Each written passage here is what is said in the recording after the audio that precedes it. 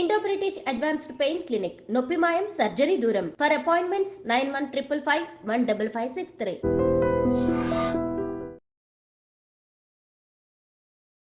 నమస్తే, welcome to I dream inside politics with Kavitha.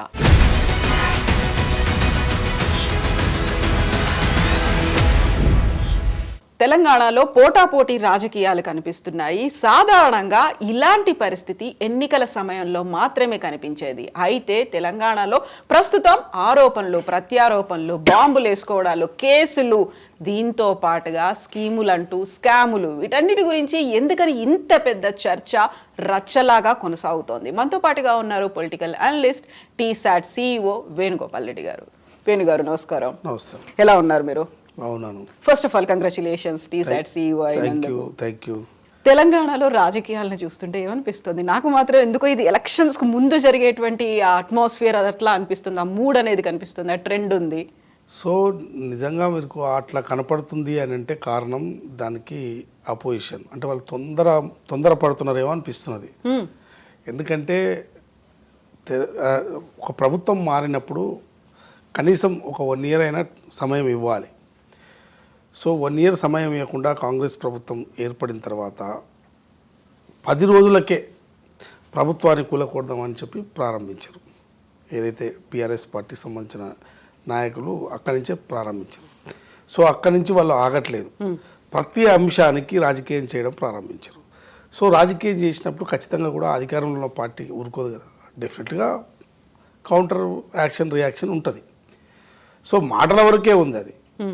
So కాబట్టి ఇవాళ అపోజిషన్కి సంబంధించిన ప్రధానంగా ఎవరూ లేరు అందులో. గత ప్రభుత్వంలో కనపడ్డ నలుగురే మళ్ళీ ఇప్పుడు కనపడుతున్నారు. అపోజిషన్ కూడా వాళ్ళే కనపడుతున్నారు. కొత్తగా మీకు ఎవరేం కనపడతలేరు కదా.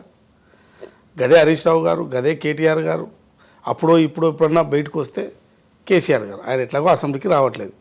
ఇద్దరు బావమర్దులు మాత్రం పోటీ పడి ప్రభుత్వాన్ని నేను ఎక్కువ విమర్శిస్తున్నా అనే దాని మీద ప్రయత్నం తప్ప వారిలో విమర్శల్లో ఏమీ పసలేదు. అది ప్రజల కోసం కాదు, వాళ్ళిద్దరి మధ్య ఆధిపత్య పూర్వలాగా కనపడుతుంది తప్ప ఏదో ప్రభుత్వాన్ని నేను ఎక్కువ బదనాం చేస్తానని ఉంటే వాళ్ళ పార్టీకి అవసరం ఉండొచ్చు అది. కానీ మీరు కేవలం ప్రభుత్వాన్ని బదనాం చేయాలి అనే ఒక ఆలోచన ధోరణితోనే ఉన్నారు తప్ప మీరు చేసే ఆరోపణలు కానీ మీరు చేసే విమర్శలు కానీ ప్రజలకు ఏమైనా ఉపయోగపడుతున్నాయా? First of all. సో మీరు ఫస్ట్ రాగానే ప్రభుత్వానికి కూలగొడతామని చెప్పి ఓపెన్గా మాట్లాడారు. అట్లా అనొచ్చా? ఒక ప్రజాప్రభుత్వం ఏర్పడినప్పుడు, ఒక స్పష్టమైన మెజారిటీతో గెలిచినప్పుడు, ఇతర పార్టీల మీద ఆధారపడకుండా గెలిచినప్పుడు, సో అటువంటి ప్రభుత్వాన్ని కూలగొడతామని చెప్పి మీరు ఆ మాట అనడం అనేది అక్కడి నుంచే ప్రారంభమైంది. ప్రభుత్వాన్ని మీరు కూలగొడితే మేము ఊరుకుంటామా అనే కానీ స్టార్ట్ అయింది. సో ఇవాళ పరిస్థితి కూడా వచ్చేసింది కదా, జనరల్గా వస్తుంది కదా. వాస్తవానికి కూడా కాంగ్రెస్ పార్టీలకు గేట్లు ఎత్తేసి అందరూ వస్తారు వాస్తవానికి ఎమ్మెల్యేలు. కాకపోతే కాంగ్రెస్ పార్టీలో ఒక పద్ధతి ఉంటుంది. సో అక్కడ నాయకులు ఉంటారు. సో విపరీతంగా తీసుకునే పరిస్థితి ఉండదు. గతంలో బీఆర్ఎస్ పార్టీ తీసుకున్న పద్ధతి అయితే ఉండదు. సో కాబట్టి ఇవాళ ఈ పరిస్థితి ఏర్పడడానికి కారణము ఇద్దరు బావమర్దులే కారణం. సో పోటీ అనేది వాళ్ళ మధ్య తప్ప ఈ రెండు పార్టీల మధ్య కాదా? లేదు, అసలు వాళ్ళ మధ్యలోనే. వాళ్ళు ఇప్పుడు ఫైనల్గా ఏమవుతుందంటే ఒక రాజకీయ పార్టీకి ఎవరెవరు నాయకత్వం వహించాలి. సపోజ్ మనం అన్ని రాజకీయ పార్టీల ఉదాహరణ తీసుకున్నాం. ఇటు బీజేపీ కానీ, ఇటు కాంగ్రెస్ కానీ, రాష్ట్రంలో ఉన్న ప్రధాన పార్టీలు, ఇటు బీఆర్ఎస్ కానీ, మిగతా సిపిఎం, సిపిఐ, మిగతా పార్టీలు ఉన్నాయి. వారికి కూడా పార్టీ సెక్రటరీలు మారుతుంటారు, కొత్త వాళ్ళు వస్తుంటారు, చేంజ్ అవుతుంటారు. సో ఇటు బీజేపీ కూడా కొత్త అధ్యక్షులు వస్తుంటారు, చేంజ్ అవుతుంటారు.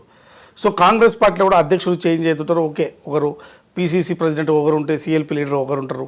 ఇవాళ పీసీసీ ప్రెసిడెంట్ ఒకరు ఉంటే ముఖ్యమంత్రిగా ఒకరు ఉన్నారు. సో ఉప ముఖ్యమంత్రిగా ఒకరు ఉన్నారు. సో రకరకాల పదవులు ఒక్కొక్కరికి ఒకటి అప్పచెప్తారు. బీజేపీలో అయినా సరే బీజేపీ అధ్యక్షులు ఎవరు ఉంటారు, బీజేపీ లీడర్ ఎవరు ఉంటారు, పార్లమెంటరీ నాయకులు ఎవరు ఉంటారు. ఇవన్నీ ఒక పద్ధతి ఉంటుంది. ఇవాళ బీఆర్ఎస్ పార్టీలో చూడండి, ఎవరేం లేరు. ఇవాళ అధ్యక్ష పదవి కేసీఆర్ గారి దగ్గర ఉంది. వర్కింగ్ ప్రెసిడెంట్ తన కుమారుడి దగ్గర కేటీఆర్ గారి దగ్గర ఉంది. సో ప్రధానంగా ఈ పదవులన్నీ కూడా వాళ్ళ కుటుంబంలో ప్రధానమైన మళ్ళీ పార్టీ పోస్టులు కూడా హరీష్ రావు గారు వాళ్ళ చేతుల్లోనే ఉన్నాయి. సో ఇవాళ ఆ ఆధిపత్యము వాళ్ళిద్దరి మధ్యలో కనపడుతుంది. రేపు ఆ అధ్యక్ష పదవి ఎవరు తీసుకోవాలనో లేకుంటే వేరే వాళ్ళకైతే ఏమి ఇయ్యరు కదా, వాళ్ళ కుటుంబంలోనే వాళ్ళ ముగ్గురే ఎవరెవరు తీసుకోవాలి. కేటీఆర్ గారు లేకుంటే హరీష్ రావు గారు, కవిత గారు, వీళ్ళు అవసరమైతే సంతోష్ గారు. ఈ నలుగురిలోనే ఎవరికో మళ్ళీ ఆ పదవులు తీసుకోవాలి. ఇప్పుడు ఉన్న పదవులు అయితే వాళ్ళే ఉన్నారు కదా, అధ్యక్ష పదవి, వర్కింగ్ ప్రెసిడెంట్, బీఆర్ఎస్ఎల్పి లీడర్ అంటే అపోజిషన్ లీడర్ కూడా వాళ్ళే ఉన్నారు, వేరే వాళ్ళు ఏం లేరు కదా. ఇప్పుడు పోటీ అనేది కనిపిస్తోంది, మాటల రూపంలో వినిపిస్తోంది, చర్చలు అవుతున్నాయి. దీన్నంతా ఎట్లా చూస్తున్నారు? బాంబులు వేస్తామనే దగ్గర నుంచి ప్రతి దాంట్లో విచారణలు, కేసులు, అరెస్టులు, చర్యలు ఇవన్నీ కూడా బూమరాంగ్ అవుతుందా? సడన్ గా ఎవరికి బూమరాంగ్ అంటారు మీరు? కాంగ్రెస్ పార్టీకి. ఎందుకంటే పొంగులేటి శ్రీనివాసరెడ్డి గారు సియోల్లో సౌత్ కొరియాలో ఉన్నప్పుడు బాంబులు అన్నారు, ఆ తర్వాత ఇక్కడికి వచ్చాక ఆటన్ బాంబులు అన్నారు. ఇప్పుడు సడన్ గా ఈ రోజు కేటీఆర్ ఢిల్లీకి వెళ్లారు కేంద్ర మంత్రికి ఫిర్యాదు చేయడానికి, అమృత్ స్కీమ్లో స్కామ్ జరిగింది అనే దాని గురించి కంప్లైంట్ చేయడానికి వెళ్ళారు ఆయన. ఇప్పుడు స్కీమే వాళ్ళు కదా పెట్టింది, కేంద్ర ప్రభుత్వమే కదా. సో ఆ స్కీమ్ సంబంధించి రకరకాల ఆరోపణలు చేస్తున్నారు గతంలో. అంటే మీరు అడుగుతున్నాక నేను చెప్తున్నాను, ముఖ్యమంత్రి రేవంత్ రెడ్డి గారి యొక్క బామ్మారిది అని చెప్తున్నారు. ఓకే, సొంత బామ్మారిది కాకపోయినా బామ్మారిది అనుకోండి. అసలు ఆ కందాల ఉపేందర్ రెడ్డి ఎవరు? కందాల ఉపేందర్ రెడ్డి అల్లుడే సుజన్ రెడ్డి. కందాల ఉపేందర్ రెడ్డి మన దాకా పాలేరు మీ ఎమ్మెల్యే, మీ పార్టీలో ఉన్నాడు కదా. సొంత అల్లుడు ఎక్కువనా లేకుంటే బామ్మారిది ఎక్కువనా? కందాల ఉపేందర్ రెడ్డికి సొంత అల్లుడు సుజన్ రెడ్డి, ఆయన మీ పార్టీలో ఉన్నాడు. అసలు మీరు చేస్తున్న ఆరోపణ ఏందో, ఎందుకు చేస్తున్నారో అర్థం కాకుండా చేస్తున్నారు. మీకు ఏమీ దొరకట్లేనట్టున్నది. సో కాంగ్రెస్ ప్రభుత్వం మీద విమర్శించడానికి మీకు ఏమీ లేదు. సో మీ పార్టీలో ఉన్న ఎమ్మెల్యే మీ పార్టీలో ప్రస్తుతం కొనసాగుతున్నాడు కందాల ఉపేందర్ రెడ్డి. సో సుజన్ రెడ్డి ఆయన ఏదో కాంట్రాక్ట్ ఏం తీసుకున్నారో అది మాకు కూడా తెలియదు, ఎవరు తీసుకున్నారో ఎందుకు తీసుకున్నారో మాకు తెలియదు. అది కేంద్ర ప్రభుత్వానికి సంబంధించింది. కేంద్ర ప్రభుత్వం రాష్ట్ర ప్రభుత్వం రెండు కలిసి అటు కాంగ్రెస్ ఇటు బీజేపీ కలిసి స్కీమ్ లో భాగస్వాములు అయ్యారు. కేంద్ర ప్రభుత్వానికి సంబంధించింది అది ఇచ్చింది. మరి పోయి అడగమని అని ఎవరు వద్దంటున్నారు? అది ఎవరికి ఇచ్చారు, ఎట్లు ఇచ్చారు? అది ఆయనకి ఏమైనా అనుమానాలు ఉంటే కేంద్ర ప్రభుత్వం కూడా ప్రశ్నించాకు, రాష్ట్రంలో ఉన్న రాజకీయ పార్టీలకు కూడా ఉంటే అడగండి. అడిగితే మనకి పోయేదేముంది? ఇవి అక్కడ వచ్చేవి కావు. ఇప్పుడు ఆయన ఢిల్లీకి వెళ్ళింది నాకు తెలిసి, మీరు చెప్తున్నారు అత్యవసరంగా వెళ్ళిండ్రు ఢిల్లీకి అది అని చెప్తున్నారు, కానీ ఏది వెళ్ళినా వాళ్ళ అవసరాల కోసమే వెళ్ళి ఉంటారు. కానీ ఏమవసరం అంటే ఇప్పుడు మీకు ఇప్పుడు ఏమి వినపడుతున్నది? మీకు కేటీఆర్ గారి పట్ల ఏమి వినపడుతున్నది? అరెస్ట్ చేస్తారన్నా వినపడుతున్నది ఏంది? వస్తున్న కథనాలు చూస్తలేమా, రోజు వార్తల్లో చూస్తలేమా? అరెస్ట్ చేస్తారని ఆయనే చెప్తున్నారు కదా. ఆయనే తెలంగాణ భవన్ వేదికగా అరెస్ట్ చేస్తారు నన్ను, ఆ కేసులో దొరకలేదు, ఈ కేసులో చేస్తే ఈ ఫార్ములా దాంట్లో దాన్ని నన్ను అరెస్ట్ చేయొచ్చు అని చెప్పి ఆయనే స్వయంగా చెప్తున్నాను. అరెస్ట్ చేస్తే నాకు ఏమీ లేదు, నేను యోగా చేసుకుని 3 నెలలు అందులో ఉండి యోగా చేసుకుని బయటకు వచ్చేస్తా, అంటే పాదయాత్ర చేస్తాను కూడా అని చెప్తున్నారు. నేను ముఖ్యమంత్రి అవుతానని కూడా చెప్తున్నాడు. అంటే ఇట్లా అరెస్ట్ అయిన వాళ్ళు ముఖ్యమంత్రి అయిన వాళ్ళు ఉన్నారు అని ఆయన జోషం ఆయన్నే చెప్పుకుంటున్నాడు. కానీ అందరూ అరెస్ట్ అయిన వాళ్ళు ముఖ్యమంత్రి కారు, అది గుర్తుంచుకోవాలి. సెంటిమెంట్ వర్కౌట్ కాదు, అందరికి కాదు, అది అందరి సెంటిమెంట్ కూడా కాదు. అరెస్ట్ అనేది ఏ ప్రాతిపదికన అయింది, ఎందుకు అయింది అనే ప్రాతిపదిక ఉంటుంది. రాష్ట్రంలో కొంతమందిని మీరు అరెస్ట్ చేశారు, అరాచకంగా అరెస్ట్ చేశారు. సో అరాచకంగా అరెస్ట్ చేసినప్పుడు దాన్ని ఎదుర్కొని నిలబడి ప్రభుత్వాలపైన పోరాటం చేశారు. సో ఇవాళ మీరు ఏంటంటే ఇక మమ్మల్ని అరెస్ట్ చేస్తే మేము పాదయాత్ర చేస్తాం, ముఖ్యమంత్రితో కలగంటున్నట్టుంది. అసలు అరెస్ట్ ఎందుకు చేస్తారు? మీరే ఎందుకు భావిస్తున్నారు? అంతకన్నా తప్పు మీరేం చేసిండ్రు? ఇప్పుడు రాజ్భవన్కి వెళ్ళారు, చర్యలు తీసుకోవడానికి ఒక రిపోర్ట్ అనేది గవర్నర్కి సమర్పించారు. 17A అనేది ఉంటుంది కాబట్టి న్యాయ సలహాలు కూడా గవర్నర్ తీసుకుంటున్నారు. ఇవన్నీ కూడా అరెస్ట్కు రిలేటెడ్గానే వినిపిస్తున్నాయి కదా. సో మరి అది వాళ్ళకి తెలియాలి. అంతగానం ఏం తప్పు చేశారు, కేటీఆర్ గారు ఏం తప్పు చేశారు, అరెస్ట్ అవుతాను వాళ్ళు ఎందుకు భావిస్తున్నారో. ఇప్పుడు అరెస్ట్ అనేది ముందే ఊహించుతున్నారు అని అంటే ఎక్కడో తప్పు జరిగిందనేది వాళ్ళకి అర్థమైపోయింది. ఫస్ట్ ఆఫ్ ఆల్ చూద్దాం నన్ను ఎట్లా అరెస్ట్ చేస్తారో, నేను ఏం తప్పు చేసినా నేను నిలబడతా, నేను కొట్లాడతా నాలే. నన్ను అరెస్ట్ చేస్తారు, నేను యోగా చేసుకుంటా, నేను పాదయాత్ర చేస్తా, ముఖ్యమంత్రి ఇవే మాట్లాడేది. ఇప్పుడు ఢిల్లీకి వెళ్ళేందుకు అందుకోసమే అంటారా? అమృత్ స్కీమ్ కాదు, కేవలం ఫార్ములా ఈ రేస్. ఎవరైనా నవ్విపోదురు కాక అమృత్ స్కీమ్కి సంబంధించి అది అంటే మళ్ళీ అది కేంద్ర మంత్రినే కలుస్తారని ఏదో కథనాలు నేను విన్నాను. కేంద్ర మంత్రి గారినే కలుస్తున్నారు అంటే అదే శాఖకు సంబంధించి, అంటే ఆ శాఖకు తెలియకుండా ఏదైనా టెండర్లు ఇస్తారా? సో అది గమ్మత్తుగా ఉన్నది వాళ్ళు మాట్లాడేది. దానికి దీనికి ఏమీ సంబంధం ఉండదు. లేకుండా ఆ శాఖ మంత్రితో ఈయనకి ఏమైనా అవసరం ఉంటుంది, కలిస్తే కలుస్తుండొచ్చు. అది వాళ్ళ వ్యక్తిగత అవసరాలు, మనం దాని మీద విమర్శలు కూడా చేయవద్దు. ఇప్పుడు ఫోన్ ట్యాపింగ్కి సంబంధించి బోల్డ్ అంతా చర్చ అనేది జరిగింది, ఒక మంత్స్ టుగెదర్ జరుగుతూ వచ్చింది ఒక కార్యక్రమం అనేది. ఇంటెలిజెన్స్ ఐజీ అరెస్ట్ అవుతారు, ఇవన్నీ అయ్యాయి. ఇప్పుడు సడన్ గా మాజీ ఎమ్మెల్యే చిరుమర్తి లింగయ్య పేరు ఎందుకు వచ్చింది? ఆయన విచారణకు రమ్మని చిరుమర్తి లింగయ్యనే పోయి ప్రభాకర్ రావు కలిసి నా కాన్ఫరెన్స్లో ఫోన్ ట్యాపింగ్ చేయండి లీడర్ల మీద అని చెప్పి ఏదో అది మనం విన్నదే కానీ అది ఎంతవరకు నిజము ఏమీ తెలియదు. మొత్తం మీద ఆయనకి ఏదో నోటీస్ వచ్చిందని చెప్తున్నారు. సో ఇక పోలీసు దగ్గరికి వెళ్ళి ఫోన్ ట్యాపింగ్ చేయాలంటే ఆధారాలు ఉండొచ్చు. ఇప్పుడు ఆ ఎంక్వైరీలు విచారణలో భాగంగా ఎవరెవరు వచ్చారు, మీకు ఫోన్ ట్యాపింగ్ చేయమని చెప్పి విచారణలో వస్తాయి కదా. చిరుమర్తి లింగయ్య గారు వచ్చారు, ఇంకెవరో వచ్చారు, వరుసగా ఇట్లా వచ్చిన వాళ్ళందరికీ నోటీసులు పోవచ్చు. మనకేం తెలుసు? విచారణలో భాగంగా ఇప్పుడు ఒక కేసు విచారణ చేసేటప్పుడు మనం ఒక వ్యక్తి తప్పు చేశాడని చెప్పి విచారణ కొనసాగుతుంది. సో అనుమానంతోనే జరగవచ్చు విచారణ.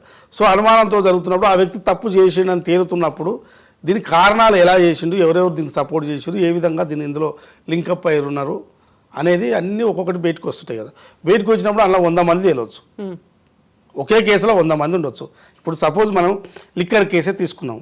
లిక్కర్ కేసులో ఎంతమందిని విచారించారు, ఎంతమంది జైలుకు పోయారు?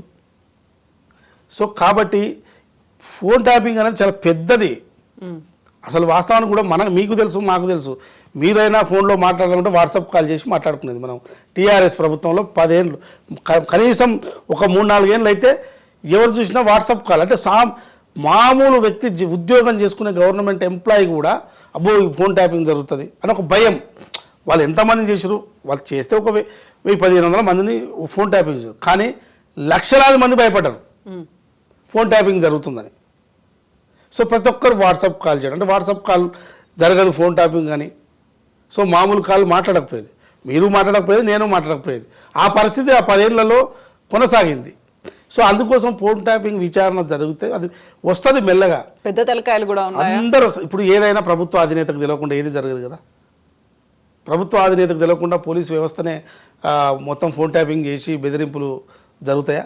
ఇప్పుడు intelligence chief Prabhakar Rao arrest అవుతారన్నారు. ఆ తర్వాత ఇదే పెద్ద అంశంగా చర్చకు వచ్చిన తర్వాత అప్పటి సీఎం కేసీఆర్ పేరు వచ్చింది. ఆ తర్వాత ఆయన అనుమతి లేకుండా, ఆయన పర్మిషన్ లేకుండా ఇలాంటి జరగదు అన్నట్టుగా అదంతా కేటీఆర్ మీదకి వచ్చింది. కేటీఆర్ కూడా ఫోన్ ట్యాపింగ్తో అక్రమాలు చేశారు, అన్యాయంగా ఇరికించే ప్రయత్నాలు చేశారు, ఇవన్నీ వచ్చాయి. ఇవన్నీ కాదని ఆల్ ఆఫ్ సడన్గా ఒక చిరుమర్తి లింగయ్య అనే ఒక మాజీ ఎమ్మెల్యే పేరు బయటికి రావడం, ఆయన్నే వెరీ ఫస్ట్ ఇప్పటిదాకా పోలీస్ అధికారులు అయ్యాయి, లేకపోతే అక్కడ ఉన్న కొంతమంది జైలుకి వెళ్ళిన వాళ్ళు కూడా స్టార్టింగ్ అక్కడ నుంచి స్టార్ట్ అయినా మేము మనకేం తెలుసు. ఇప్పుడు ఒక్కొక్కటి ఎక్కడి నుంచి స్టార్ట్ అయినాయి అనే దాని మీద ఇట్లా ఎంతమంది చిరుమర్తి లింగయ్యలకు నోటీస్ మనకేం తెలుసు. ఇప్పుడు విచారణ అదే చెప్తున్నా కదా, ఒక కేసు విచారణ జరుగుతున్నప్పుడు ఎంతమందికి నోటీస్ చేస్తున్నారో మనం అంచనా వేయలేము. ఆ విచారణ జరుగుతున్న సంస్థకు తెలుసు, విచారణ జరుగుతున్నప్పుడు ఎంతమంది ఇలా ఇన్వాల్వ్ అయినా వాళ్ళకి మాత్రమే తెలుసు. సో మీరు అంటున్న పేర్లు అరెస్ట్ అవుతారా కారా అనేది దానికి ఒక ప్రాతిపదిక ఉంటుంది. ఆ ప్రాతిపదిక ప్రకారం అన్ని ఎవిడెన్స్ దొరికిన తర్వాత అరెస్ట్ కావచ్చు. ఊరిని అరెస్ట్ చేసి ఇట్టే జైలుకి పంపలేరు కదా. ఇప్పుడు బాంబులు అనేది ఫస్ట్ కాళేశ్వరం ప్రాజెక్ట్ అనేది, ఆ తర్వాత విద్యుత్ కొనుగోళ్ళకని, ఫార్ములా ఈ రేసింగ్ అని, ధరణి అని, ఇలాంటివన్నీ వినిపించాయి. అవన్నీ కాకుండా ఇప్పుడు సడన్గా వస్తున్నటువంటి పాపప్ అయి బయటకు వస్తున్నటువంటి ఈ అంశాలు ఉన్నాయి. ఇవేనా బాంబులు, లేకుంటే అసలు బాంబులు అనేవి లేవా? అసలు అంటే మీరు అది అంటే పొంగులేటి శ్రీనివాసరెడ్డి గారు మాట్లాడిన వ్యాఖ్యలనే అందరూ పట్టుకొని తిప్పుతున్నారు. వాస్తవానికి ఆయన ఒక అనుభవంతో మాట్లాడుతాడు అనేది నేను అందరికీ ఇదే విషయాన్ని చెప్తున్నాను. అనుభవం ఏంటంటే ఆయన కూడా గతంలో బీఆర్ఎస్ పార్టీలో ఉన్న వ్యక్తే. సో శ్రీనివాసరెడ్డి గారికి ఒక అనుభవం ఏంటంటే ఆయన కళ్ళారా చూసి ఉంటాడు వీళ్ళు చేసిన అవినీతిని. సో ఇప్పుడు ఎట్లాగో విచారణ సంస్థలు విచారణ జరుపుతున్నాయి. సో కాబట్టి ఈ విచారణలో భాగంగా తేలుతాయనో ఆయనకు ఒక నమ్మకం ఉండొచ్చు. సో విచారణ ఆల్రెడీ కొన్ని రిపోర్ట్స్ కూడా ఇచ్చిన, ఏది ఎలక్ట్రిసిటీ మీద ఆల్రెడీ కొనుగోలు దానికి సంబంధించి నిర్మాణాలకు సంబంధించి రిపోర్ట్ ఇచ్చింది కమిషన్. సో ఇక కాళేశ్వరం మీద రావాలి. సో సడన్గా వచ్చి మన ఈ ఫార్ములా రేసింగ్కి సంబంధించి ఇది ఒకటి వచ్చింది. సో అది నోట్ ఫైల్ లేకుండా, ఫైనాన్స్ అప్రూవల్ లేకుండానే అది నిధులు విడుదల చేసిన అనేది ఒక ఆరోపణ ఉండొచ్చు, నిజం ఉండొచ్చు. ఆరోపణ అయినప్పుడు నిజం కూడా అవుతుందేమో. సో దీని మీద పక్కా అవుతారు అనేది కేటీఆర్ గారే చెప్తున్నారు కదా, దీని విషయంలో నన్ను అరెస్ట్ చేస్తారని. సో ఈ పరిస్థితికి వచ్చిందంటే ఇలా దీపావళి అనొచ్చు, ఇంకోటి అనొచ్చు, సంక్రాంతి కావచ్చు, కానీ కొంత ఆలస్యమైనా ఖచ్చితంగా జరగవచ్చు అని ఒక నమ్మకం ఆయనకు ఉంది. ఎందుకంటే వీళ్ళు అవినీతి చేసి ఉన్నారన్న నమ్మకం ఆయనకు ఉన్నది. సో ఆ ధ్వనితో ఆయన మాట్లాడుతాడని మా యొక్క అంచనా. ఇవన్నీ పక్కన పెడితే కాంగ్రెస్ పార్టీలోనే బాంబులు పేలుతున్నాయి అనే మాటని అటు బీజేపీ అంటోంది, ఇటు బీఆర్ఎస్ కూడా. కాంగ్రెస్లో ఉంటాయి బాంబులు వెళ్ళడానికి. సడన్ గా BJP LP leader Eleti Maheshwar Reddy అన్నటువంటి మాట సీఎం రేవంత్ రెడ్డిని తొలగించేస్తారు. ఇప్పుడు మహారాష్ట్ర ఎన్నికలు ఇవన్నీ అయిన తర్వాత అప్పటికి అధిష్టానానికి రేవంత్ రెడ్డితో పని అనేది తీరుతుంది. ఆ తర్వాత ఉత్తమ్ కుమార్ రెడ్డి ఇంకొకరు సీఎం అవుతారు అనే మాట. ఇప్పుడు ఒకటి, ముఖ్యమంత్రుల మార్చుడు అనేది ఈ కాంగ్రెస్ పార్టీ యొక్క వ్యవహారం సంస్కృతి మారిపోయింది. గతంలో లాగా కాంగ్రెస్ పార్టీ లేదు. ఫస్ట్ ఆఫ్ ఆల్ మీరంటే మహేశ్వర్ రెడ్డి గారు చేసిన వ్యాఖ్యలు ఆయన కాంగ్రెస్ పార్టీలో ఉన్నాడేమో అని అనుకుంటున్నట్టుంది. ఆయన ఇంకా లేడు. ఆయన బీజేపీ లీడర్గా ఉన్నాడు, మర్చిపోయినట్టుంది. ఏది పడితే అది మాట్లాడనిక బీజేపీలో కూడా ఒప్పుకోరు. సో ఒకటి, ముఖ్యమంత్రుల మారుస్తారు అనే దానికి ఆయన ఎవరు అసలు ఆయన బీజేపీ లీడర్ మారుతారని ఇంకొక ఆయన వచ్చి అంటారు. అప్పుడు నేనెవరిని? దానికి అర్థం పర్థం లేదు. అంతా ఎట్లా అంటే అది నవ్వులాటగా ఉంది మహేష్ రెడ్డి గారు మాట్లాడేది. సో కాంగ్రెస్ పార్టీలో ఒకసారి ముఖ్యమంత్రి అయిన తర్వాత 5 years కంటిన్యూగా నడిపించే సంస్కృతి కాంగ్రెస్ కల్చర్ ఇప్పుడు వచ్చేసింది. అటు అశోక్ గెహ్లోట్ గారిని, ఇటు సిద్ధరామయ్య గారు కానీ 3 సార్లు సిద్ధరామయ్య గారు, అశోక్ గెహ్లోట్ గారు దాదాపు ఆయన 3 సార్లు అయ్యిండు. సో ఈ పరిస్థితి కాంగ్రెస్ పార్టీలో నెలకొంది. సో వాళ్ళు ఏదో ఊహించుకొని రేపు పొద్దున్నే నేను తెల్లారి నిద్ర చేసేసరికి రేవంత్ రెడ్డి గారు దిగిపోతే బాగుండి వాళ్ళు కలగానే ఉంటుంటారు. ఎవరైనా అంటే ఇప్పుడు ఆయన అంటే ఇష్టం లేని వాళ్ళకి, ఆయన అంటే భయం ఉన్న వాళ్ళకి, కొంత ఆందోళన ఉన్న వారికి ఈ భయం ఎట్లా చూడబడదంటే తెల్లారి వరకు దిగిపోతే బాగుండు అని కలగానే ఉంటారు ఆ భయంతో. సో అట్లా ఆలోచించుకుని వాళ్ళు నిద్ర లేచి మెలకు టక్కున మాట్లాడితే మనం ఎవరు చెప్పేది ఉంది, దానికి సమాధానం ఏం చెప్తాను చెప్పు. ఇప్పుడు సీఎం రేవంత్ రెడ్డి ప్రజా సంకల్ప యాత్ర మూసీ పునరుజ్జీవన యాత్ర చేసినప్పుడు ఎవరు అడ్డం వచ్చినా మేము బుల్డోజర్లతో తొక్కిస్తాము, అంటే బాబా మరదల మీదనే ఆ జాతంతా అని కూడా అన్నారు. ఒక బుల్డోజర్లు అనేది ఎవరు వచ్చినా అంటే వాళ్ళే, మేము బుల్డోజర్లు తెచ్చిపెచ్చినా మేము అడ్డుపడతామని అంటే. బట్ కేసీఆర్ కుక్క చావు చేస్తాడు, మూసీలోనే కొట్టుకుపోతాడు, ఇలాంటివన్నీ ఒకటి. ఇప్పుడు కేసీఆర్ గారు అయినా వాళ్ళ ఇద్దరు బాబా మరదలైనా ఇద్దరు మూసీ విషయంలో వాళ్ళు మాట్లాడుతున్న విషయం కరెక్ట్ కాదు. ఫస్ట్ ఆఫ్ ఆల్ సామాజిక బాధ్యతతో మాట్లాడాలి. మూసీ విషయంలో మూసీ పునర్జీవం చేయాలనేది ఒక ఆలోచన ప్రభుత్వానికి ఉంది, ముఖ్యమంత్రి గారికి లక్ష్యం పెట్టుకున్నారు. సో దాన్ని ఇప్పుడు ఎక్కడైతే బాధితులు ఒకవేళ నిర్వాసితులు ఎవరైనా ఎత్తున్నారు అనుకో, చిన్న చిన్న ఇళ్ళు కట్టుకొని వాళ్ళకి ఖచ్చితంగా నివాసాలు ఇచ్చి పంపించాలని ప్రభుత్వం ఆలోచిస్తుంది. ఒకవేళ వాళ్ళకి నివాసాలు ఇవ్వకుండా పంపిస్తే మీరు ప్రశ్నించాలి, నిలదీయాలి. సో వాళ్ళని కన్విన్స్ చేయడానికి ప్రభుత్వం ప్రయత్నం చేస్తుంది. ఇలా మూసి ఇరువైపులో ఉన్నదంతా పేదలు అదే మురికి కూపంలో ఉండాలి, అట్లే ఉండాలి, వాళ్ళు కల్చర్గా సామాజికంగా ఏమీ అభివృద్ధి చెందొద్దు, అదే కూపంలో ఉండిపోవాలని ఒక వీరి యొక్క ఆలోచన కరెక్ట్ కాదు. ప్రభుత్వ బాధ్యత అది. వారిని అక్కడి నుంచి పంపించి నివాసాలు ఇచ్చి మంచి పిల్లల్ని స్కూళ్ళల్లో చదివించే ప్రయత్నం ప్రభుత్వం చేస్తుంది. కానీ అంత పరుషంగా మాట్లాడాల్సినటువంటి అవసరం ఏముంది? ఇప్పుడు మీరు అసలు కేసీఆర్ గారు మాట్లాడిన మాటలు నా దగ్గర లేదు తీపేద్దాం, కానీ అసలు ఆ మాటలు మనం వినొచ్చా? లత్కోర్ అని ఇట్లాంటివి మాట్లాడిండు, తెలుసు కదా పదాలు ఎట్లాంటి పదాలు అవి. సో అట్లాంటి ఘోరమైన పదాలు కూడా కేసీఆర్ గారు మాట్లాడారు. ఇప్పుడు ఏమవుతుందంటే ఇప్పుడు వాళ్ళు ఒక గేమ్ ఆడుతున్నప్పుడు సేమ్ అదే గేమ్ ఇతర వాళ్ళు కూడా ఆడాలి, తప్పదు అది. అయితే బీఆర్ఎస్ సర్కార్ పోయిన తర్వాత, సీఎం కేసీఆర్ దిగిపోయిన తర్వాత, ఇప్పుడు రేవంత్ సర్కార్ వచ్చిన తర్వాత ప్రజలు ఏం కోల్పోయారో తెలుసుకున్నారు. 100% ఖచ్చితంగా 5 ఏళ్ల తర్వాత మనమే రాబోతున్నాం, సర్కార్ మనమే ఫామ్ చేస్తున్నాం అనేది ఫామ్ హౌస్లో ఉన్న కేసీఆర్ చెప్పారు.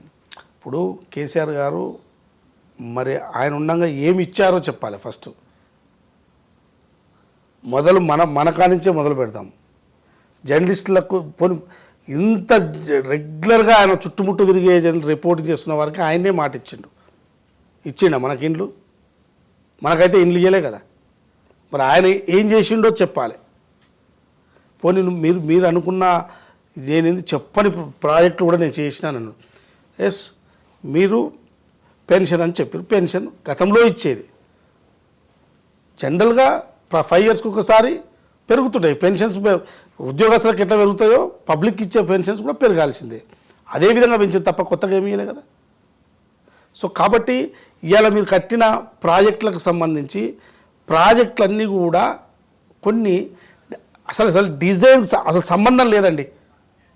కాళేశ్వరం ప్రాజెక్టు ఎక్కడ కట్టాలి అనే దాని మీద రిటైర్డ్ ఇంజనీర్లతో స్వయాన నేను 2-3 సమావేశాలు రౌండ్ టేబుల్ పెడితే అసలు కాళేశ్వరం ఇక్కడ కాళేశ్వరం ప్రాజెక్ట్ ఇక్కడ వయబిలిటీ కాదు, అది ముఖ్యమంత్రి గారు తన ఇష్టం వచ్చినట్టు కడుతున్నాడు అని ఆయన చెప్పినట్టు వినాల్సిందే. మనం రిపోర్ట్ కాదు వయబిలిటీ కాదని రిపోర్ట్ ఇచ్చినా దాన్ని పుట్టదాఖలు చేసినని చెప్పి రిటైర్డ్ ఇంజనీర్లు ఇచ్చారు. ఇవాళ కాళేశ్వరం ఆడగట్టి 1,00,000 కోట్లు పెట్టి ఆడ పెడితే అది ఉంటుందా పోతుందా తెలియదు, ఆ పరిస్థితికి ఉంది. మీరు కట్టుకున్న ఐకాన్ అని చెప్పుకుంటున్న కాళేశ్వరం పరిస్థితి అట్లున్నది. ఇంకంతకన్నా మించి ఏమున్నది చెప్పండి. సో ఇప్పుడు ప్రజలు ఏం రియలైజ్ మొత్తం తాగుబోతు మొత్తం 13-12 ఏళ్ళ పిల్లలు కూడా తాగుడకు అలవాటు చేశారు మొత్తం రాష్ట్ర వ్యాప్తంగా. మీరు ఏమి అభివృద్ధి చేశారు చెప్పండి. విద్యా వ్యవస్థలో వీసీలో కూడా వేయకపోతుంది.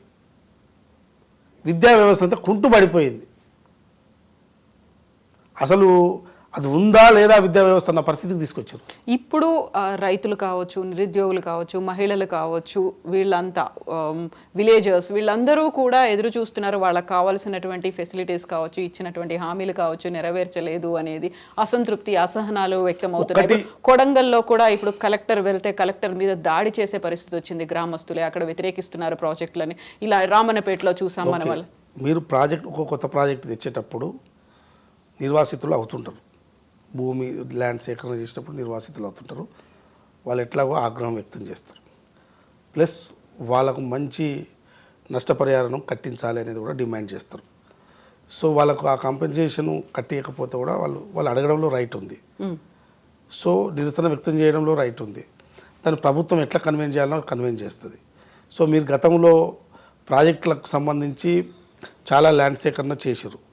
మీరు ఒక్కొక్క ప్రాజెక్టు ఒక్కొక్క తీరుగా ఇచ్చారు నష్టపరిహారం. సో అప్పుడు ఎట్లా మల్లన్న సాగర్కి సంబంధించి ఎంత పెద్ద ఎత్తున ఉద్యమం వచ్చింది. ఇప్పుడు కూడా ఎవరికి ఇల్లు కట్టించలేదు, కొంతమందికి డబ్బులు కూడా ఇవ్వలేదు. సో ఒక్క ప్రాజెక్టు చేపట్టేటప్పుడు ఏ ప్రాజెక్ట్ అయినా సరే, అది ఫార్మా కావచ్చు, ఇరిగేషన్ కావచ్చు, కొత్త ఇండస్ట్రియల్ కావచ్చు, సో వారికి సరి అయిన కంపెన్సేషన్ ఇచ్చిందాక ప్రజలు డిమాండ్ చేస్తారు, నిరసన వ్యక్తం చేస్తారు. దాన్ని ప్రభుత్వాలు అర్థం చేసుకుంటాయి. సో గత ప్రభుత్వం లాగా కాదు ఈ ప్రభుత్వం. ఓకే, వాళ్ళ నుంచి ఒక డిమాండ్ వచ్చిందంటే ఏంటంటారు, చర్చలు జరుపుతారు, వాళ్ళకి కావాల్సింది ఇచ్చేందుకు ప్రభుత్వం ప్రయత్నం చేస్తుంది. సో అట్లనే జరుగుతుంది ఈ ప్రభుత్వం. అసలు ఒంటెద్దు పోకడైతే కాంగ్రెస్ ప్రభుత్వం పోదు. ఇక మొత్తం వ్యక్తం అవుతుంది, నిరసన వ్యక్తం అవుతుందంటే ఓకే, మీరు అన్నట్టు రైతుల నుంచి రుణమాఫీకి సంబంధించి అక్కడో ఇక్కడో కొంత టెక్నికల్ ప్రాబ్లం వల్ల కొంతమందికి రుణమాఫీ కాలేదు. సో అది గ్రీవెన్స్ సెల్ పెట్టి డెఫినెట్గా వాళ్ళకు కూడా చేస్తూ ఉన్నారు. 2 లక్షల పైన ఉన్న వాళ్ళకి కనీసం 2 లక్షలు చేయాలి కదా మాకని ఒక డిమాండ్ ఉంది. దాని మీద కూడా ప్రభుత్వం నిర్ణయం తీసుకోబోతుంది. కానీ 2 లక్షల వరకు ఉన్న రైతులకు మాత్రం రుణమాఫీ చేస్తామని చెప్పి 18,000 కోట్లు అయితే రిలీజ్ చేశారు కదా ఏకకాలంలో. మీరు ఒక రుణమాఫీ చేయడానికి 5 ఏళ్ళు తీసుకున్నారు. 5 ఏళ్ళు కూడా అది కూడా ఇంట్రెస్ట్లకే సరిపోయింది. ఒకసారి 25,000 కన్నారు, ఒకసారి 15,000 కన్నారు, 50,000 కన్నారు, ఒకసారి 75,000 కన్నారు, ఒకసారి ₹1,00,000 కన్నారు. ₹1,00,000 రుణమాఫీ చేయడానికి దాన్ని కట్ ఆఫ్ పెట్టు 5 ఇయర్స్ చేసి అది కూడా అసంపూర్తిగా ఎన్నికల నాటికి అసంపూర్తిగా మిగిలిపోయింది. ఇవాళ ఏకకాలంలో 18,000 కోట్లు ఈ ప్రభుత్వం రిలీజ్ చేసింది. సో అక్కడ ఇక్కడ ఉంటాయి ప్రాబ్లమ్స్, దాన్ని సాల్వ్ చేయడానికి కొంత సమయం పడుతుంది. వచ్చే రోజులు అయింది, అసలు 11 నెలలు అయింది. 11 నెలల్లోనే ఇంత పెద్ద నిర్ణయం తీసుకున్నారు. సో రైతు భరోసా, రైతు భరోసాకు సంబంధించి ఒకటి ఇంకా పడలేదు. డెఫినెట్గా రైతు భరోసాని వేయాల్సిందే. ప్రభుత్వం యొక్క ఆలోచన అదే విధంగా ఉన్నది. దాన్ని ఏ రూపంలో వేయాలి, ఎట్లా వేయాలి అనే దాని మీద వాళ్ళు ఒక విధానం ఎంచుకోబోతున్నారు. విధానం అంటే ఏమీ లేదు. సో చాలామంది రోడ్లకు పోతున్నాయి. కాలేజీలలో ఎవరైనా కాలేజీ ఒక 10 ఎకరాల్లో కాలేజీ కట్టుకుంటే దాని చుట్టుముట్టు 200 ఎకరాలు ఉంటుంది. వాళ్ళకు కూడా రైతు బంధు పోతున్నది. గుట్టలకు పోతున్నాయి, సో వెంచర్లకు పోతున్నాయి. చాలా రకరకాలుగా ఈ విధంగా రైతు భరోసా పోతున్నది. దాన్ని అంతా కూడా ఒక స్ట్రీమ్లైజ్ చేసి డెఫినెట్గా రైతు బంధు, రైతు భరోసా డెఫినెట్గా పంట పండించే రైతులకు, డెఫినెట్గా నిజమైన రైతులకు పోతుంది. ఐటీ కంపెనీలు పెట్టుకొని, దాని చుట్టుముట్టు 100 ఎకరాలు పెట్టుకొని, ఇండస్ట్రియల్ పెట్టుకొని, దాని మీద 500-600 ఎకరాలు పెట్టుకొని, ఇండస్ట్రియల్ పేరు మీద కూడా పెట్టుకొని, పట్టా భూములు పెట్టుకొని, పాస్బుక్లు పెట్టుకొని, వాటికి కూడా రైతు భరోసా పోతున్నది. పోవచ్చా అట్లా? 200 ఎకరాల వరకు రైతు భరోసా పోతుంది. పోవచ్చా అట్లా? ఇవ్వచ్చా అట్లా? ఇప్పుడు రేవంత్ రెడ్డికి ఫ్రీ హ్యాండ్ ఇవ్వలేదు అధిష్టానం, కేవలం ఎన్నికల నాటి వరకు మాత్రమే ఉంటుంది. ఎందుకంటే ఇక్కడ నుంచి అటు కర్ణాటక అనుకున్నారు, కర్ణాటక నుంచి డబ్బు రావట్లేదు, కేవలం తెలంగాణ మాత్రమే ఆర్థిక వనరుగా కేంద్రం ఏఐసిసికి ఉపయోగపడుతోంది. అప్పటిదాకా చూస్తారో ఆ తర్వాత మార్చేస్తారు. దీనికి చెప్తున్నటువంటి ఇంకొక ఎక్స్టెన్షన్ రీజన్ మంత్రివర్గ పునర్వ్యవస్థీకరణ, లేకుంటే ఎక్స్టెన్షన్ అనేది జరగకపోవడానికి అదే కారణం అనేది. మంత్రివర్గ విస్తరణ అనేది ముఖ్యమంత్రి గారు ఎప్పుడు చేసుకోవాలంటే అప్పుడు చేసుకుంటారు. దీనికి రిస్ట్రిక్షన్స్ ఏమి ఉండవు. సో దానికి మనం రకరకాలుగా ఆపోజిషన్ పార్టీకి సంబంధించిన లీడర్ కానీ రకరకాల జోడించి దాన్ని విశ్లేషణ చేస్తుంటారు, మాట్లాడుతుంటారు. ఏదో ఒక ప్రొపగండా ఉట్టించి ప్రభుత్వం మీద వేయాలని అనుకుంటారు. ఇక ఆర్థిక వనరులు తెలంగాణనే ఉంది, ఎవరు ఇస్తలేరు అనే మాటలకు ఒక రాజకీయ పార్టీ ప్రభుత్వాల మీదనే ఆధారపడవు. రాజకీయ పార్టీలకు ఫండ్ ఎలా వస్తాయి, ఎలక్షన్స్ ఎలా నడుపుతాయో అన్ని రాజకీయ పార్టీలకు తెలుసు. ఏదైనా ఎన్నికలు రాగానే ఢిల్లీకి మూటలను రకరకాలుగా మాట్లాడుతుంటారు. వాళ్ళకి ఏం పని లేదా? ఎందుకు వాళ్ళు ఊకినే ఢిల్లీకి మూటలనే మాటలు మాట్లాడతారు? అది ఒక జాతీయ పార్టీ. అది ఒక జాతీయ పార్టీకి ఒక రాష్ట్రంలో, ఒక మహారాష్ట్రలో ఎన్నికలు జరుగుతున్నాయి అనుకోండి, జార్ఖండ్లో ఎలక్షన్ జరుగుతున్నాయి అనుకో, అక్కడ వ్యవస్థలు లేవా? ఒక పార్టీకి ఫండ్ ఎలక్షన్ ఫండ్ కలెక్షన్ చేసుకుని ఎలక్షన్ నిర్వహించడానికి ఎవరైనా, ఏ రాజకీయ పార్టీ అయినా, ఇలా బీఆర్ఎస్ పార్టీ ఉంది, బీఆర్ఎస్ పార్టీ అయితే ఇదే రాష్ట్రంలో, పక్క రాష్ట్రంలో పోయి తెచ్చుకోరు కదా. అదేదో మొత్తం తెలంగాణ, కర్ణాటకలో అధికారం ఉంది కదా, వాళ్ళే ఇస్తారు వీళ్ళే ఇస్తారు అనేది కరెక్ట్ కాదు. ఏ రాష్ట్రంలో ఎన్నికలు జరిగితే ఆ రాజకీయ పార్టీలకు పుష్కలంగా ఎన్నికలు జరుపుకోవడానికి అవకాశం, వాళ్ళకు రాజకీయ పార్టీలు ఫండ్ కలెక్ట్ చేసుకుంటాయి, తప్పేముంది అందులో. ఇప్పుడు రాష్ట్రంలో బీజేపీ కొంచెం సైడ్ లైన్ అయినట్టు కనిపిస్తోందా, లేకపోతే బీజేపీ కూడా కాంగ్రెస్తో కలిసిపోయి బీఆర్ఎస్ని ఒంటరి చేసింది అనేటువంటి వాదనలు వినిపిస్తున్నాయి? అలాంటి విశ్లేషణలు కూడా ఉన్నాయి. బీజేపీ కాంగ్రెస్ ఎప్పటికి కలవని పార్టీలు, జాతీయ స్థాయిలో అయినా రాష్ట్ర స్థాయిలో అయినా. ఎక్కడ అసలు దేశంలో బీజేపీ కాంగ్రెసే కదా పోటీ. బీఆర్ఎస్ ఏం సంబంధం? బీఆర్ఎస్ అనేది ఒక రీజనల్ పార్టీ. అసలైన శత్రువు బీజేపీ, అంటే ప్రత్యర్థి, శత్రువు కన్నా కూడా ప్రత్యర్థి, అసలైన ప్రత్యర్థి బీజేపీ కాంగ్రెస్కు. బీఆర్ఎస్ ఊకనే బీజేపీ కాంగ్రెస్ ఒకటైందని చెప్పి వాళ్ళు ఆరోపణ చేసినా ప్రజలు నమ్మరు. ఏ కాడికైనా ఎప్పుడైనా బీఆర్ఎస్ బీజేపీ ఒకటే అంటే జనం నమ్ముతారు. మొన్నటి ఎన్నికల్లో మొత్తం లోక్సభ ఎన్నికల్లో చేతులు ఎత్తేసి బీజేపీకి సపోర్ట్ చేసిరా లేదా? కొన్ని సీట్లు వస్తాయా బీజేపీకి? 8 స్థానాలు ఎట్లా వస్తాయి? వాళ్ళకి ఒక్క సీటు కూడా రాకుండా వదులుకున్నారు. వాళ్ళకి సపోర్ట్ చేస్తే చేస్తుంటారు, కానీ వీళ్ళు సున్నాకి పడిపోవడం అనేది వాళ్ళే చేసుకున్నారు. వాళ్ళు ఇప్పుడు ఒక రాజకీయ పార్టీకి ఎన్నికల్లో పోరాడాలి, మేము ఓడిపోయినా సరే వాళ్ళు గెలిచే సార్లు అనుకున్నాను అనుకో, గట్లే ఉంటుంది. 0 వస్తుంది, రేపు ఇంకేమీ రావు. సో ఆ పరిస్థితికి పోయారు. సో బీజేపీ కాంగ్రెస్ అనేది ఎప్పుడు 2 ప్రత్యర్థులుగానే ఉంటాయి. అది ఎవరైనా ఊరికినే ఆరోపణలు చేయాలనుకుంటే అది జనం నమ్మరు. ఇప్పుడు ప్రస్తుతం ఉన్నటువంటి పరిస్థితిలో ఎవరు ఎత్తుకు పై ఎత్తులు వేస్తున్నారని మీరు అనుకుంటున్నారు? ఎవరికి ఎవరు ఎత్తు లేదు. ఇలా తెలంగాణలో ప్రజాప్రభుత్వము, కాంగ్రెస్ ప్రభుత్వము బ్రహ్మాండంగా ప్రజలకు ఇచ్చిన హామీలను నెరవేర్చాలన్న ప్రయత్నంలో భాగంగా వాళ్ళు పనిచేస్తున్నారు. క్యాబినెట్, ముఖ్యమంత్రి గారు అందరూ పనిచేస్తున్నారు. దాని మీద బురద జల్లే ప్రయత్నం బీఆర్ఎస్ చేస్తుంది. అది కూడా మామూలుగా కాదు, ప్రతిదాన్ని రాజకీయం చేసే ప్రయత్నం చేస్తున్నారు. ప్రతి అంశాన్ని రాజకీయం చేసే ప్రయత్నం చేస్తున్నారు. వాళ్ళని ప్రజలు నమ్మరు. ఎందుకంటే గత 10 ఏళ్లలో గవే ముఖాలను చూసిర్రు. మళ్ళీ గాలే వచ్చి ఆటోలు ఎక్కి ఇందిరా పార్క్ దగ్గరికి పోయి ధర్నా చేయకపోతే ఏమైంది? ఇందిరా పార్క్ దగ్గర ఇందిరా పార్క్ కూడా లేకుండా చేసినావు కదా మాకు ఈ 10 ఏళ్ళలా, మళ్ళీ ఎందుకు వచ్చినావు నువ్వు అని అడిగారు. చాలా దయగా ప్రజలకు గుర్తుంటుంది.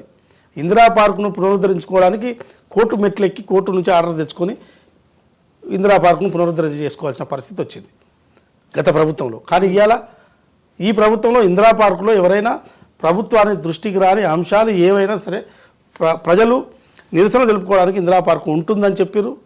ఎవరైనా వచ్చి 10 మంది వచ్చారు తమ నిరసన తెలియజేస్తే వారికి పోలీసులు మంచిగా అండగా నిలబడి మీరు చేసే నిరసన మీరు తెలపండి, మేము ప్రభుత్వం తీసుకెళ్తామని చెప్పి అక్కడ పోలీసులు కూడా చెప్తున్నారు. సో ఆ పరిస్థితి ఈ తెలంగాణలో ఈ కాంగ్రెస్ ప్రజాప్రభుత్వంలో ఉన్నది. గతంలో ఎక్కడిది లేదు కదా. సో మీరు కోదండరామ్ సార్ ఇంటికి పోతురి, తలుపుల వల్ల కొడుతురి, కిటికీల వల్ల కొడుతురి, బయటికి బొరబర గుంజుకొస్తుంది. ఏం తప్పు చేసింది కోదండరామ్ సార్ ఆ రోజుల్లో? అంత గణం పోనీ మీరు ఎవరిని ఎట్లా అరెస్ట్ చేసిరో పోనీ సెక్రటరియట్కి వస్తానో అక్కడ వస్తానో అరెస్ట్ చేసినా దాని ఆయన ఇంట్లోకి పోయి తలుపుల వల్ల కొడుతుంది. ఇంత అరాచకం చేస్తారు మీరు. అసలు ఇందిరా పార్క్ ఉండాలని ప్రజా సంఘాలు మొత్తం ప్రజలంతా వాయిస్ వినిపించినా ఇందిరా పార్క్ ఎందుకండి? ఏం అవసరం ఇందిరా పార్క్? ఉంటాయి ఆ ప్రజలకు ఏముంటాయి? మేము అన్ని తీరుస్తున్నాం. మరి అట్లాంటిది ప్రజలే కోర్టు మెట్లెక్కి ఇందిరా పార్క్ని చేసినాం. ఇవాళ నీకు అదే ఇందిరా పార్క్ గతి అయింది. ఇందిరా పార్క్ పోవాల్సిన పరిస్థితి వచ్చింది. పోతే ఏమన్నారు? ఆడిపోతే ఆటో డ్రైవర్లకు ఒక సమస్య ఉన్నది. ఆ సమస్యతోనూ వాళ్ళు నిరసన తెలుపుతున్నారు. మాకు మీరు రాజకీయం చేయకండి, మీరు ఎవరు రాకండి, మాకు అసలు ఈ ఇందిరా పార్క్ లేకుండా చేసినాం, మాకు మనకి ఎట్లా ఏ ముఖం పెట్టుకుని వచ్చినా అడుగుతారు. వాళ్ళతో బలవంతంగా మైక్ గుంజుకుంటూ మాట్లాడితే ఏం లాభం? అసలు మీకు ఇందిరా పార్క్ అర్హత లేదు.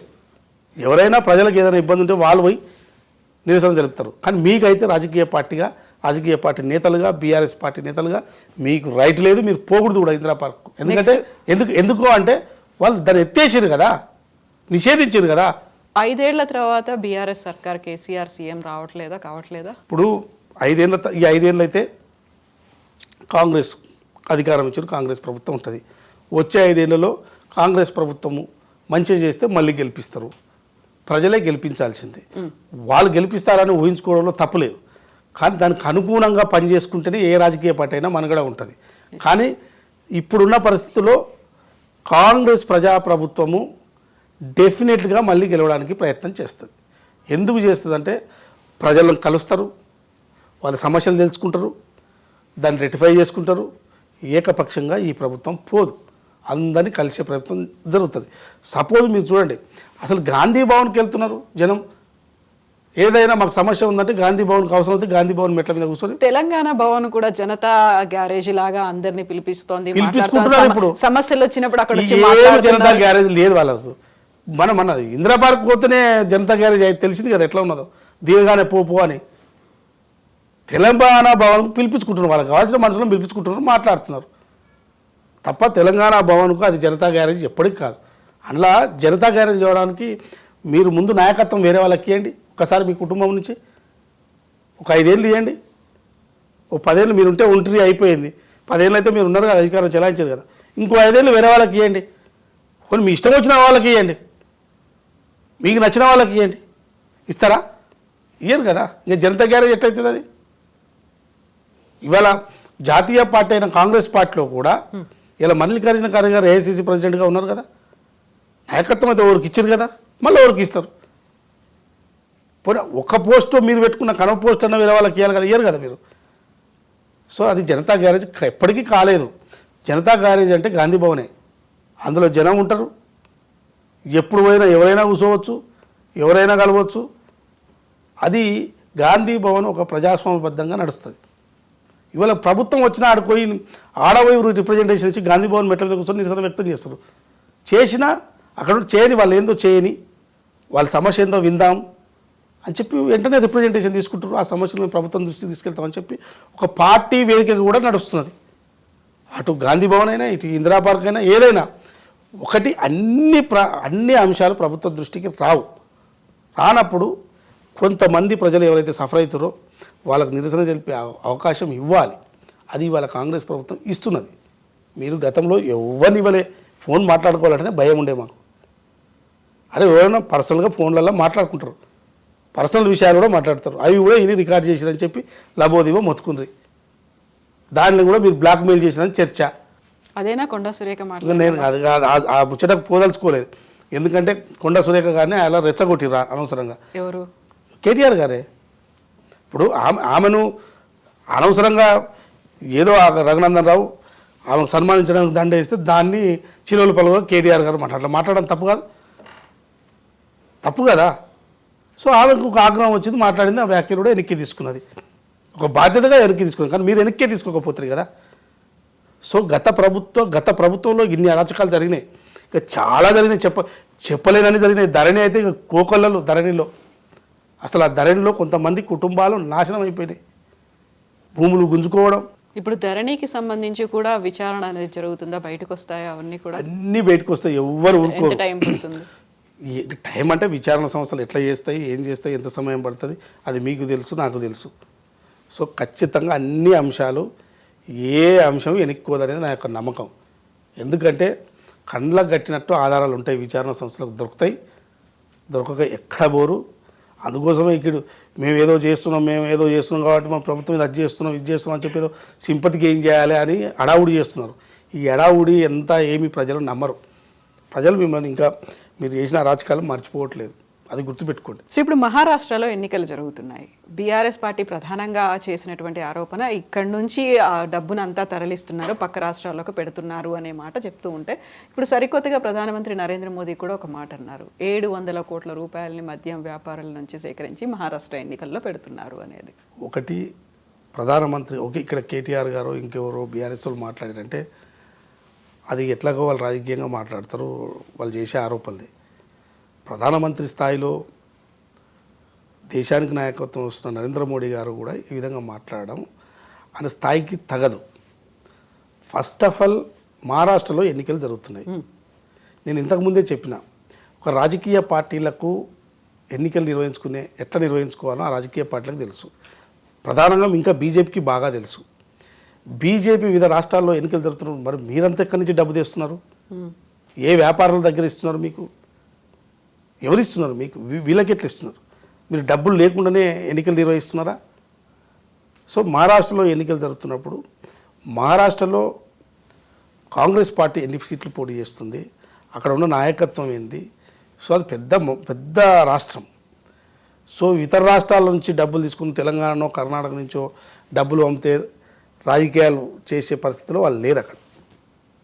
సో పోటీ చేయడానికైనా మహారాష్ట్రలో ఒకవేళ రాజకీయ పార్టీలకు ఫండింగ్ కావాలన్నా మహారాష్ట్రలోనే చేసుకోగలుగుతారు.